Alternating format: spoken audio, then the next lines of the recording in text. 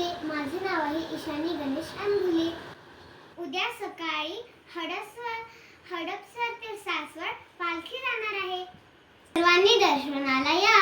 धन्यवाद. मी एक अभंग